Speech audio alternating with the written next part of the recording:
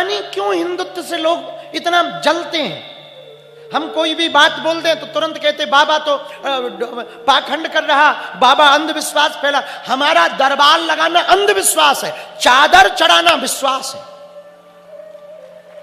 देखो तो तुम गजब, कैंडल जलाना विश्वास है।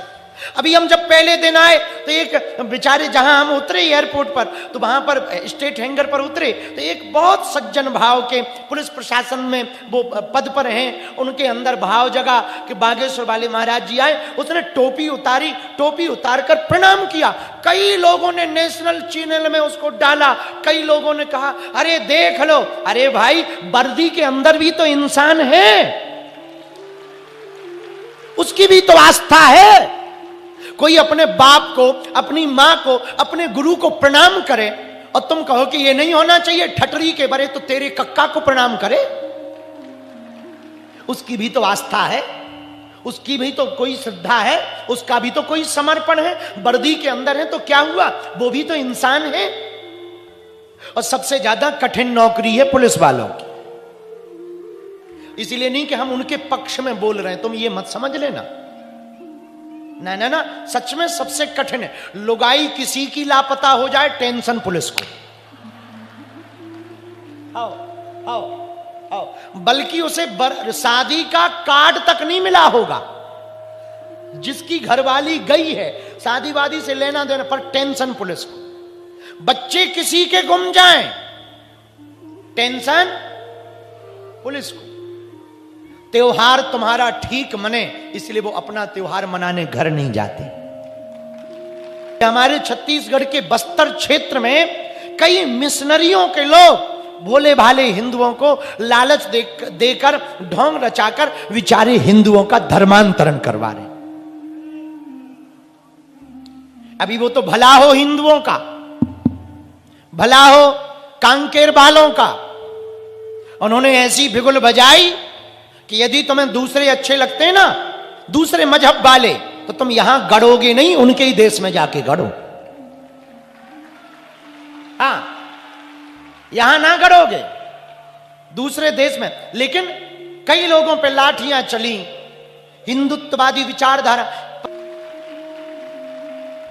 तुम्हारा नेता चुनाव जीते, इसलिए वो अपने दिल को हार कर तुम्हारे नेता की रैली में ड्यूटी करने आ जाते हैं।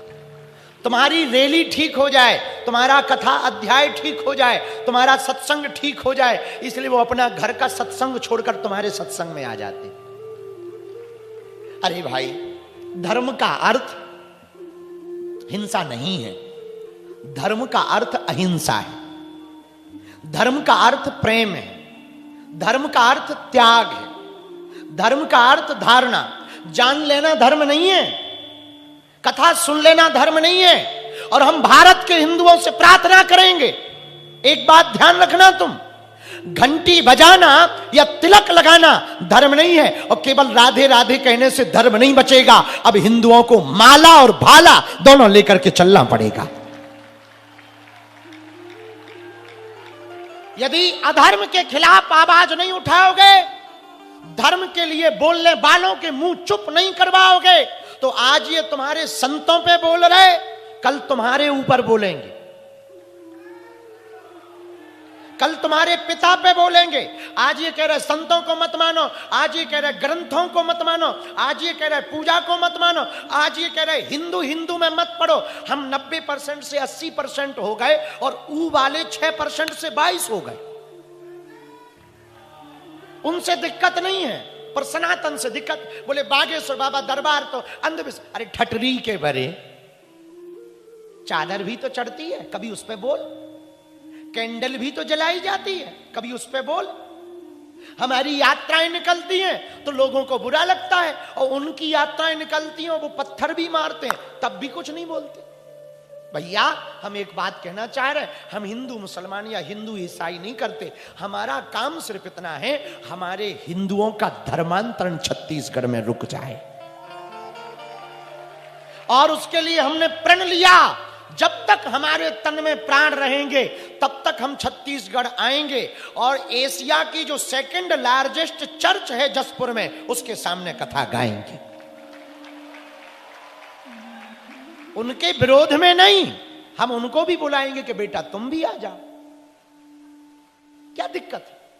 हमें कोई, हमारी भैया अब तक जितनी कथाएं हुई, पदयात्रा हुई, क्या कभी अपन लोगों ने दंगा किया?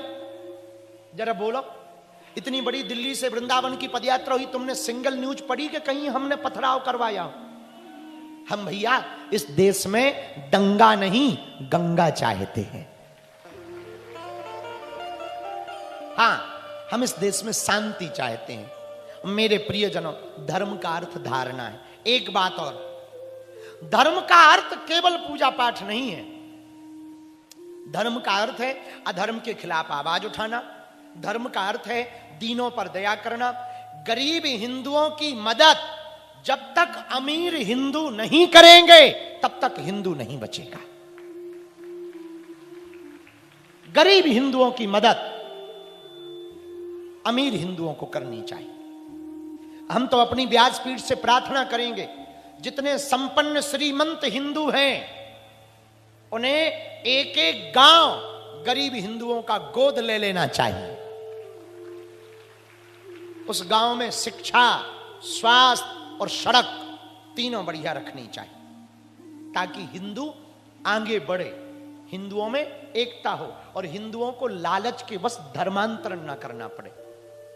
धर्म क्या है? वेद के बुरा ना मानना।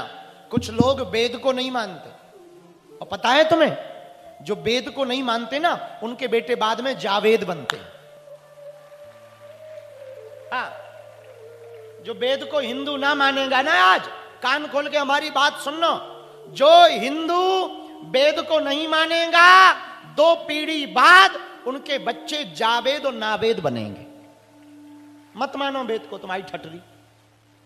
हाँ, फिर मजा आएगा तुमको, फिर कहोगे बड़ी भूल हो गई है, बड़ी भूल हो। इसलिए बच्चों को संस्कार दो बाल्यकाल से। अपने बच्चों को बढ़िया बनाना है। आप अपने बच्चों को कार्य या व्यापार देकर मरो या ना मरो, भिलाई के पागलो, हम प्रार्थना करेंगे अपने बच्चों को संस्कार देकर के मरना।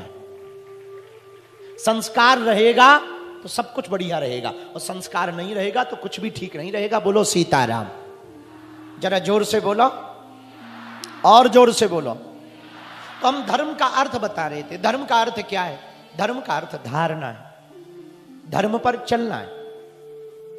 जो मान लिया, जो हमारे शास्त्रों ने, वेद ने हमें कहा है, उसको मानना धर्म है, उसके अनुसार चलना धर्म है।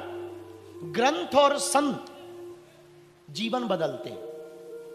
दूसरी बात, पुस्तक उस तक नहीं पहुंचा सकती, पर उस तक पहुंचने के लिए पुस्तक जरूरी है। पुस्तक उस तक नहीं पहुंचा सकती, लेकिन उस तक पहुंचने के लिए पुस्तक तो जरूरी है। धर्म का अर्थ है गुरु आज्ञा, ग्रंथ आज्ञा, संत आज्ञा का पालन करना। एक कथा हमें याद आई।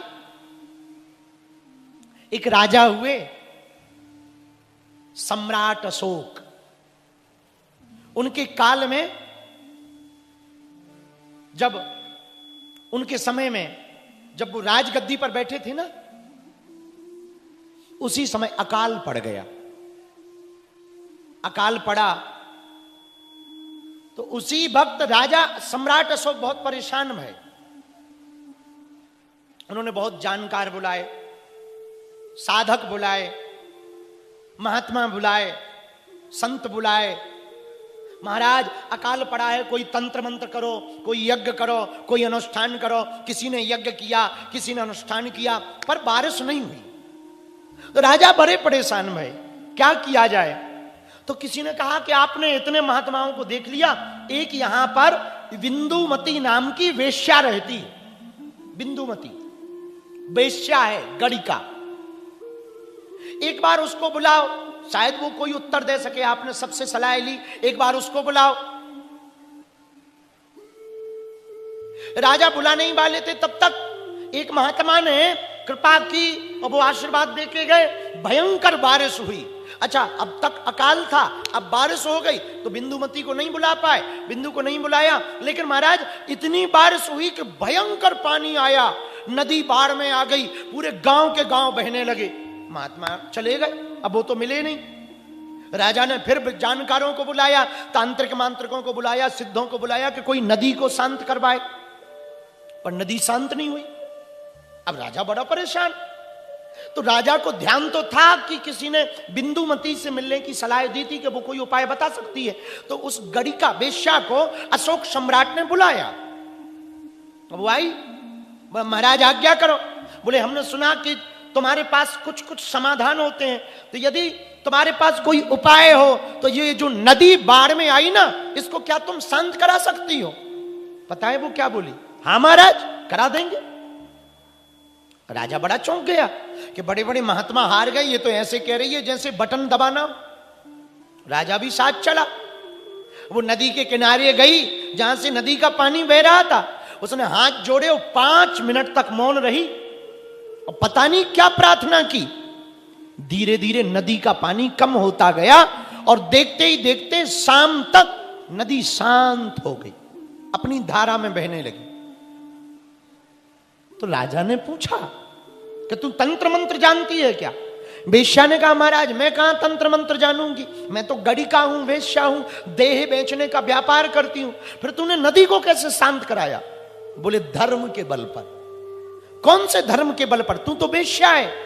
बिंदुमती से राजा ने कहा, अशोक सम्राट ने। पता है वेश्या ने क्या कहा? महाराज यही मेरा धर्म है। और महाराज मैं जब नदी के पास गई तो पता है मैंने क्या कहा कि यदि आज तक मैंने वेश्या धर्म का पालन बड़ी शिद्दत से किया हो तो हे नदी तुम अपने मूल स्वरूप में आ जाओ, अपनी मूल धारा में आ जाओ। मैंने सिर्फ इतना कहा। तो राजा ने कहा तेरा धर्म क्या है? राजा ने पूछा कि वेश्या का धर्म क्या है?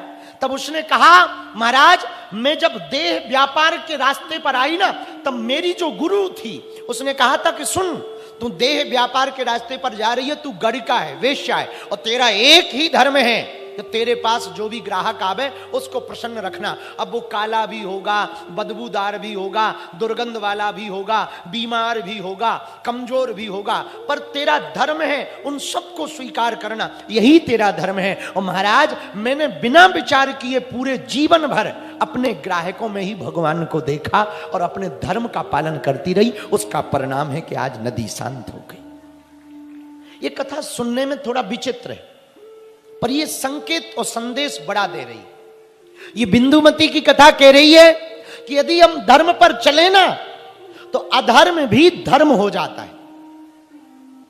उस पर काम करें। नेता का धर्म है विकास करना, साधु का धर्म है सनातन का प्रचार करना, अधिकारी का धर्म है कार्य करना, डॉक्टर का धर्म है रोगियों की दवा करना। अब चाहे बीमार जो भी हो, गरीब हो, पिछड़ा हो, विछड़ा हो, हिंदू हो, सिख हो, ईसाई हो, डॉक्टर का धर्म है। जिसका जो धर्म है यदि वो पालन करे ना, हम एक दावे के साथ कहते हैं तुम सन्यास भले ही ना लो, जो तुम्हारा दायित्व है यदि दायित्व को ठीक से निर्वाहन करोगे तो सन्यास से ज्यादा फल तुम पाओगे। बहुत से लोग कहते हैं बाबा बनना है। बाबा बनने से परमात्मा की प्राप्ति नहीं होनी है।